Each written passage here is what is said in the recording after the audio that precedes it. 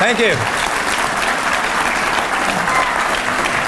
Thank you very much. I appreciate it. Thank you. Thank you very much. Whit, nice introduction, although you told me this was going to be Chamber Pink Shirt Day, and you really set me up, man. I thought I'd come in to see you pink. But thanks for your good work as Chamber President. You've done a great, or Chairman, excuse me, for these several years. You've been a great ally to work with over these last 2 years for me and the administration, because job creation and economic development has been our top priority. And the voice of the Chamber, statewide and all the regional chambers, has been very important in advocating these policies before the money committees and the others in the General Assembly. So job well done. I know the pay's not great, but the benefits are good, aren't they? Just kind of like other jobs in public service. Ned, you're down to your last hour as a free man, and then you're in. And I know you will follow in Whit's footsteps and do a great job. Midwest Vac is a great company. And thanks for all the board members here at the table for what you do, sacrificing time away from your companies to make this Virginia Chamber a marvelous organization. And thanks to folks from around the state that are here from all of the local chambers. Most of you I haven't seen since last night when you came to the House. Thank you very much for doing that. I was really impressed, Barry, with how many people came from all the far reaches of the state. So many from Southwest Virginia, Southside Virginia, all over, yes. Northern Virginia, Hampton Roads. I mean, it was just a terrific turnout. And while you've got marvelous leadership with Barry and his team at the State Chamber, it is the work that I think the regional chambers do in partnership with the State Chamber that makes this an incredibly vibrant and important and action-oriented organization that's really getting great things done. So I'm delighted to be here and just to share a few thoughts about what's going on in the state, particularly from a business standpoint, and urge you to continue to do what you're doing these couple of days up here, your advocacy day, talking to your legislators, letting them know what's important to you. They see some of these paid lobbyists all the time up here, and they kind of get used to those guys, and they see Whit and Ned and BK and Bill and some of the others a lot. But when you take time away from your business and spend a day or a day and a half up here, and you come and you look a legislator in the eye and you say, look, you know, let me tell you what's important to creating jobs in my community, in my business. And here's the tax and regulatory policies that are important to us. And here's the programs we think you ought to put in the budget that'll really work for us. I mean, it's really a powerful testimony. So don't think that your voice doesn't matter or that you're going to get lost in the clutter. I think a business leader coming up here and stating that's vitally important. Why? Because virtually everybody in the General Assembly agrees with me and Barry and us on the big issue, and that is getting people back to work and strengthening the free enterprise system is about the most important thing we can do for our state and our nation right now. Broad agreement on that. How to get there, maybe some differences of opinion, but no difference that this is a critical issue of our time at the state and federal level. So thank you for taking the time. I know you're going to have a good reception. I understand you've already heard from the Speaker and Senator Norman, Lieutenant Governor, Attorney General, so I'll just repeat everything they said. I'm just going to say it a little different, but I appreciate you having them because they've got the votes. I get the first shot at bills and I get the last shot at bills, but everything in between is what you get with the General Assembly. Well, it's been said that the liberty and property of the people are never safe while the General Assembly is in session. And so it's good you're here watching your liberty and your property while they are in session, because there's a lot of stuff they can do. But like I said, I do think there is bipartisan agreement, and consequently on all the legislation that I've advocated for job creation, there's bipartisan patronage of our initiatives, because people really do want to be out front getting things done in this area. Let me say that we have a lot to celebrate. Despite coming out of perhaps the greatest economic downturn since the Great Depression, there is a lot to celebrate about our business climate and our business leadership in Virginia. This year, we are ranked #1 by Polina, CNBC, #2 in Forbes as the best state in America for business, thanks to you. I appreciate everything you've done to help make that happen. And I can tell you, traveling around the country and to a lot of foreign countries, it's one of the top things that I tell people, because Look, if you want to make investments, if you want to risk your capital, if you want to go to a place where you know you're going to have not just a short-term deal, but a long-term partnership, all the magazines say there's no better place than Virginia. I mean, it's a huge selling point, and it would not have happened with getting these sustained, positive, top-ranked positions in these rankings without good work, I think, by the General Assembly in setting good pro-business policies, but also you all making it happen on the ground. And so it's a great partnership. Numbers reasonable. We announced yesterday 6.2% unemployment rate. It's the second month in a row. It's not great. It's the 10th lowest in the nation. It's the lowest unemployment rate in the Southeast, third lowest east of the Mississippi. So we're tracking down. It's about a point lower than when I became governor, so we're making some progress. But there is still a heartbreaking number of people that don't have work, 250,000. And all of you know, because you're entrepreneurs, you believe in the free enterprise system, you believe in capitalism. I hope you all believe success and making money is a good thing. I mean, there's some buzz out there that that's not a good thing. I happen to think it's okay. And we're going to do everything we can. Because look, the more money you make, the more you send to me to do good things for our state. So I kind of like that deal. So we just want to be able to do as much as we can to get greater access to the American dream. The more people that work, the more people that have that dignity of fulfilling and meaningful occupation, the better state that we are. Not only personally, but they depend less on government if people can be more self-sufficient. So we're very passionate about that, as are you.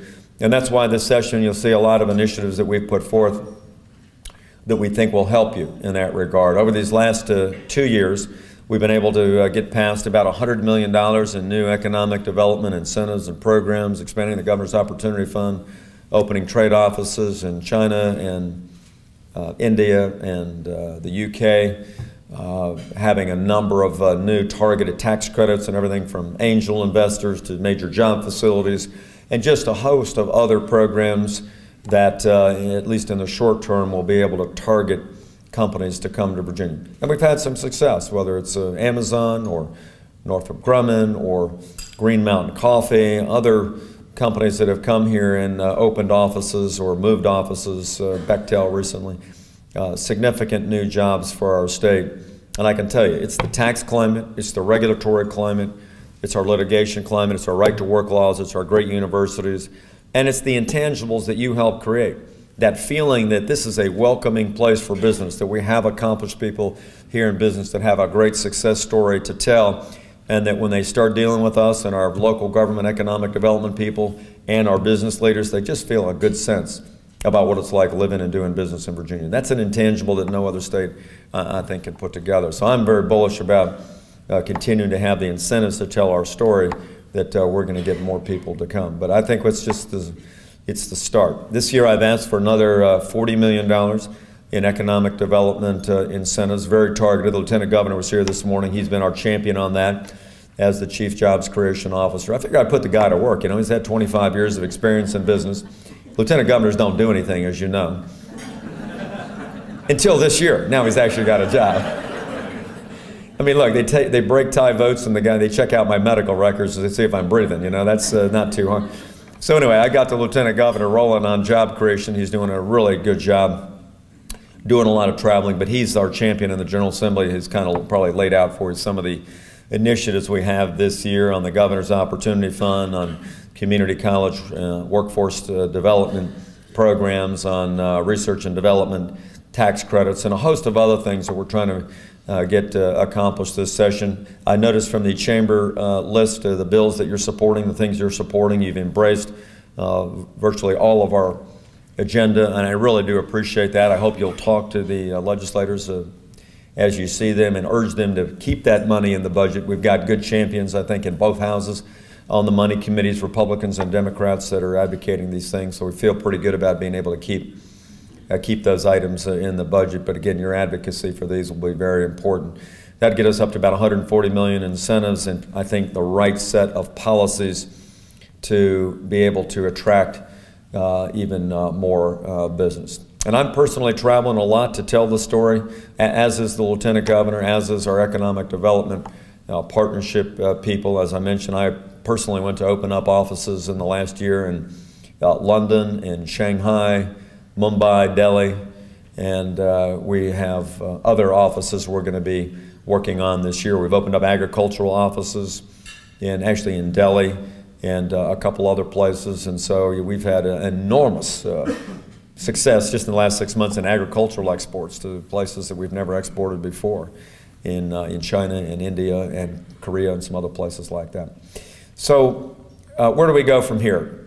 We need to make sure, in addition to these short-run incentives and these things that we're doing now to help us quickly dig out of the economic downturn, that we're doing some other things structurally in the budget and long-term, both in terms of education and infrastructure, that create the climate for long-term prosperity in Virginia. And that's what you need. It's nice to say you had a bounce on your balance sheet today, but what you're really interested in is the long-term sustainability of the economic climate. So regardless of what's happening in Portugal or Greece or any other place, that you can do the very best here in America to maintain a strong business. So let me tell you a couple of the other things we're doing that are important. I hope you'll advocate for us. One is significant reform and restructuring and reinvestment in higher education. We had great cooperation last year from the legislature, despite a partisan difference in the House and the Senate. We got a bill passed unanimously that significantly restructures our higher education system. For the first time, actually in the code, connecting the dots between job creation and higher education. In other words, we shouldn't just be sending young people to school just to get a degree, but we're sending them to get a degree so they go out and contribute in the modern economy and get a good job, and try to fit those degrees and the focus on those degrees in those areas where we know that the great jobs of the 21st century are going to be. This year, we're taking the laudable goals in that statute, like more STEM degrees, science, technology, engineering, and math, 100,000 new degrees over the next 15 years, more financial aid, more use of technology, more cooperative agreements between the universities, more research and development. That's all spelled out in the bill. And now this year is putting our money where our policy is. So I've put $230 million of new money for higher education in the budget. And perhaps even more importantly, we are putting forth a revised formula for how we allocate that money. In other words, I don't want to just have the old worn-out base adequacy model that doesn't reward initiative and incentives or merit. And we don't want to just have a political food fight every year with which college president can lobby the best. What we want is a formula that everybody knows in advance that you can be rewarded for doing the things that are stated in the legislation, like more degrees, especially again in these STEM areas, and more research and development that we can turn into commercially practical technologies that businesses can come out of and make money and create jobs. And so I'm really excited about this. The presidents have been very helpful in that, putting the formulas together. We've outlined how that $230 million should be allocated. The General Assembly might have some other ideas, but we've put it into the buckets now that will allow presidents and boards to look at that and say, look, if I do these good things, then I'm going to be rewarded more financially by the General Assembly. So we're very excited about that. I hope you'll help advocate for that. And a lot of, there's a fair chunk of the money that goes to community colleges for workforce development and other things that are targeted towards particular strategies that will create jobs.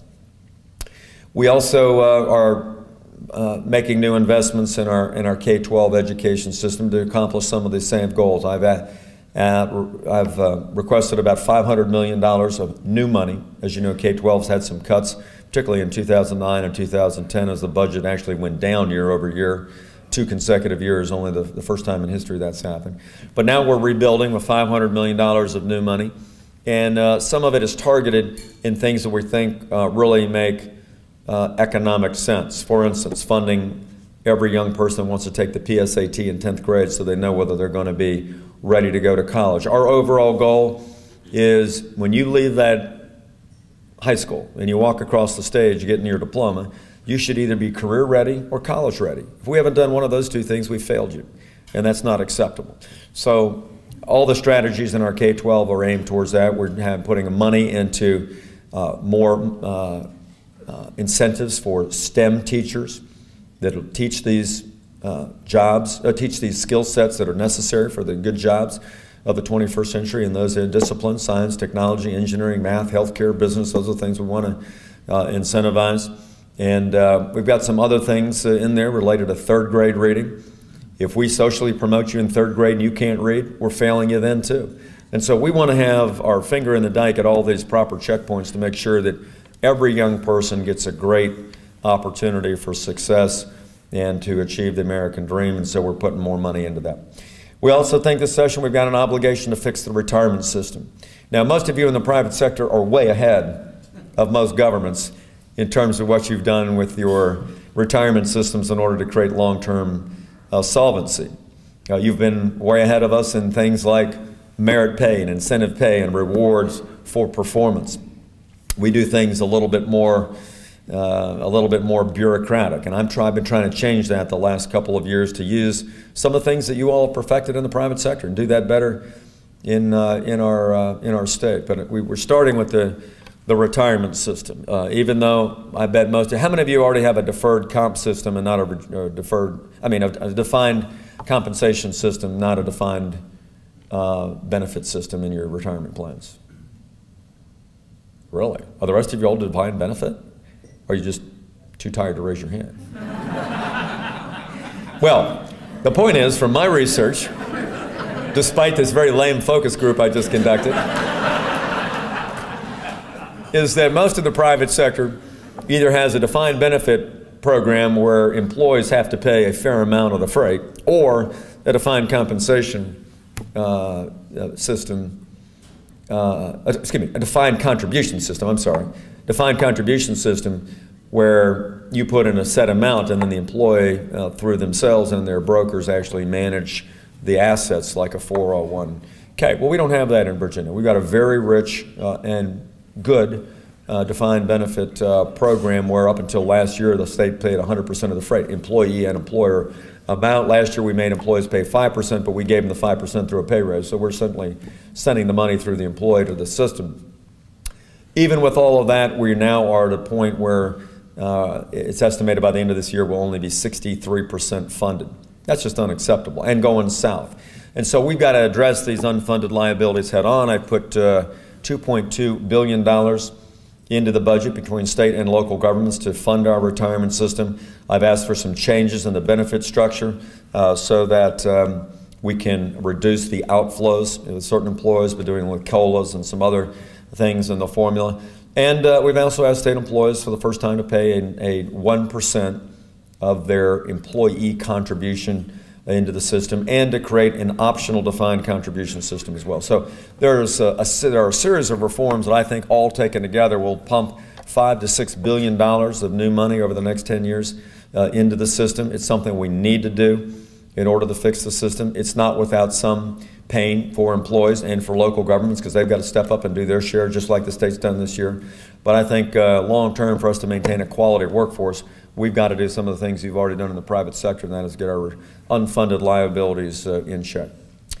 And the transportation front, I know this has been an issue for the business community for a very long time, is the fact that to deliver goods to market and to get your employees to work on time, we've got to have a world-class transportation system. Right now we have the third longest network of state-maintained roads in the country in Virginia.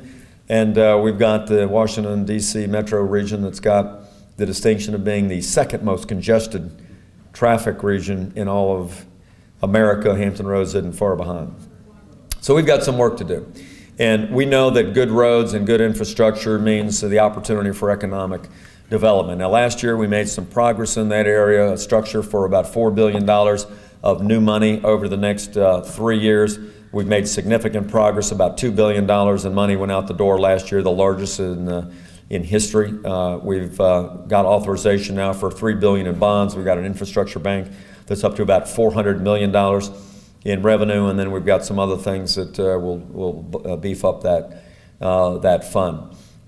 Through the leverage of public-private partnerships, which we think we have to do to move some of these projects along, we've been able to get agreements finished now for keeping the rail to Dulles on track with an agreement with the federal government and our other stakeholders in Northern Virginia. We've just finalized the 95 hot lanes deal so that we can have the rest of that network from Tyson's to the Mixing Bowl, now that connected south as far as Stafford perhaps one day. We've got deals done now for the Midtown Tunnel in Norfolk to Portsmouth. We'll soon be making some announcements about Route 460 and several other deals where that the magic of the leverage of the public-private partnerships comes into play. But this is the way I think we can do it. Yes, it means tolls in certain areas, but with the new technologies for toll payments, we think this is the right approach. Now, it still doesn't solve the problem. The declining gas tax revenues because of more fuel-efficient cars, because of alternative fuels, are continuing to put downward pressure on the amount of revenues that we get into the state through the gas tax. So I have made a proposal this year to increase the amount of the sales tax revenue dedicated to transportation. Right now, out of the nickel that you pay in sales tax, only a half a cent, or 10% of the sales tax, goes to transportation. I've recommended that it go from a nickel to 3/4 of a cent over the next 8 years. That'll add over that period of time, or by that 8th year, that'll be about $300 million of new money that will go into transportation maintenance. That's our problem right now, is maintenance is draining about $500 million a year out of the construction fund because maintenance takes the first claim on road dollars. Well, to stop that crossover amount, I'm recommending that this pass. I know some say, well, you're taking money away from education, from health care. I don't agree with that. We can afford it. I've introduced a budget that shows that we can afford it. It's $110 million this biennium. It's in the budget. Even with taking that money, we still added $700 to $800 million to Medicaid, $500 million to K-12, $230 million to higher education. We've structurally balanced the budget. We've doubled the rainy day fund from $300 to $600 million. We've eliminated that atrocious accelerated sales tax for many of you. We're up to 96% of that being eliminated. I've got $50 million in a reserve fund to help to guard against the downturn and the federal government's spending in Virginia. And so we've got most of the structural gimmicks taken out of there and still found the way to put this money into transportation. It can be done. It's a matter of will, and it's a matter of setting priorities. And I believe transportation is a core service of government. We ought to fund it accordingly. And so I'm certainly hopeful that the Chamber will continue to advocate for transportation dollars and specifically to embrace this proposal. Now, there's other proposals out there with increasing gas tax, increasing sales tax, indexing the gas tax, and some other things like that that you may want to choose to advocate. But this is the proposal that I think will go a long way towards improving our position in transportation maintenance. Well, there's a lot of other things I could talk to you about in the areas of technology and law enforcement and energy. We've got a number of things that we're doing there. I know that's a critically important issue for the future of our country, to become more energy independent. We've got a plan right now, for instance, to convert all of our state fleet, which is about 14,000 or 15,000 vehicles, from oil, much of it comes from other countries, to Virginia natural gas. We think that's a great, or some other alternative fuel, but to have a policy in our state that promotes the maximum use of red, white, and blue American-based energy. If we're serious about independence, that's what we've got to do. And you all know from Virginia, we've got hundreds of years of supply of coal and natural gas. Lynchburg, Virginia should be the nuclear energy capital of America. We've got great offshore resources with oil and natural gas and wind. In fact, we got the best Class A winds off the Atlantic coast outside of the United States Congress. So I think that's pretty good. We've got great projects going on down there. We're going to have a platform up this summer, Northrop Grumman. You guys are a little slow. Northrop Grumman and Gamesa are going to have a tower out there off of the Virginia Beach coast here sometime this summer, and I think it's something that we can actually make work and make economically viable here in Virginia. So listen, you've been great. Thank you for letting me speak to you for a few minutes about some of the things that we're doing. You can count on me to continue to advocate good, strong, pro-economic development policies to make sure that job creation remains our most important job. You've met our leaders, Secretary Ching and Bob Sled, and our new economic development team that is doing a very good job. And we want to make sure we're doing everything we can to listen from you, to hear from you on the things that you know are going to make Virginia strong for a long period of time. We will be a partner with you on the maximum number of those issues that we can in order to try to get people back to work, paying taxes and pursuing the American dream. In tough economic times, there are a lot of people that are hurting on the community. I mentioned that, 250,000 people unemployed. I know that many of you do phenomenal work in your community to take care of those that are less fortunate. One of the remarkable things about the Virginia business community is the sense of compassion and generosity and the social conscience of our business leaders. And it's evident every time we have a natural disaster, or every time there's some major benevolent project going on in the state. I see the who's who of Virginia businesses always there as sponsors, as donors. We've raised, I think, after the tornadoes this spring, about $1.5 million, mostly from businesses that struck big checks, that just wanted to help out since we got denied by the federal government. We had to rely on our own people to do it. And you all were marvelous, and I thank you. But I have a request of something we want to start here in Virginia for the business community. I think will be very productive, and it'll be good for our people. It'll be good for our business, I think, as well. When I was Attorney General, we started a program called the Virginia Legal Food Frenzy. And it was a challenge to lawyers who are both generous and competitive, although people just look at them as competitive, to be able to have some competition between law firms and legal professionals in courts and law schools to see who could raise the most money during a 2-week period in April to benefit the food banks. It came out of an idea that a law firm started back in 1990 down in Hampton Roads. That, Susie, you're probably familiar with it. And they had so much fun doing it that we decided to make it go statewide. And over the last 5 years, because of the generosity of law firms, we've raised the equivalent of 7.2 million pounds of food. It's now a huge chunk of the budgets of the food banks around the state. But what's happened with this downturn is that the demands on the food banks have gone up nearly 54% over the last 2 years alone, because more people are food insecure, more people have greater needs, and more people don't have the ability to take care of themselves. So we thought, in consultation with Barry and some other business leaders, that it would be great to take this wildly successful program we had, challenging the legal community to step up. And I appreciate Bill Mims and Ken Cuccinelli following through with that the last couple of years. But to take that very successful model and ask to create a similar competition within the business community. So I'm here to announce the Governor's Bowl that we are going to start this year from Memorial Day through the 4th of July. It'll be a 5-week period. We picked that period of time because that is the period that the food banks are now telling us where they have their greatest need. Kids getting out of school, coming home, you know, they're not getting the free and reduced school lunch program.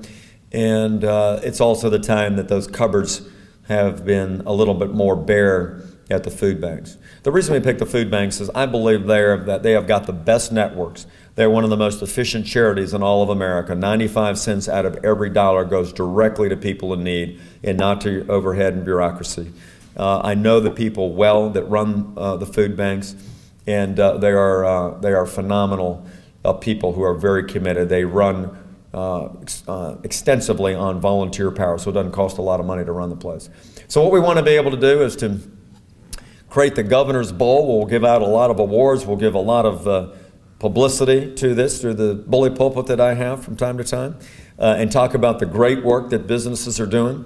We'll break the businesses in just like we did the law firms, and into categories, small, medium, and large, so that everybody has a chance to compete. I know our food bank team has a structure that they've worked out, I think, with Barry and team a little bit already about how this would look, so that everybody would be based basically, I think, on how many pounds per person in your business that you're actually able to contribute in your category of small, medium, and large. businesses. So everybody's got a fair chance to compete. And then there'll be an overall winner who will win the Governor's Bowl. I can tell you, it'll be fun. It'll be great press for your business. And most importantly, you're going to be doing something very profound for our people in Virginia, many of whom are hurting at this time. And it's something that I ask you to strongly consider doing. Over these next weeks, Barry, I think that there'll be a lot of information that are going out from the food banks, from the state chamber. We've got a lot of business leaders, I think, already, particularly some of our young go-getters that have agreed to be our liaisons and help to push the program. I think our team will be around talking about it a little bit around the state. But we'd ask you to consider this. And in addition to all the many other great things that you do, I'm sure you're giving generously to the arts and the Boys and Girls Clubs and the Boy Scouts and the Red Cross and everybody else, and this is another ask. But it's something that is the most basic and pressing human need, and that is the ability to be able to have a decent meal and make sure children are well nourished. So I ask you to consider this as these details come out. We're still 3 months or 4 months away from the beginning of the program, but it'll be fun. It'll be good competition, and I'll do everything I can to be able to sing the praises of the business community here in Virginia. So thanks for hearing me out. Again, this will be my last speech to you today, and thanks so much. I appreciate it.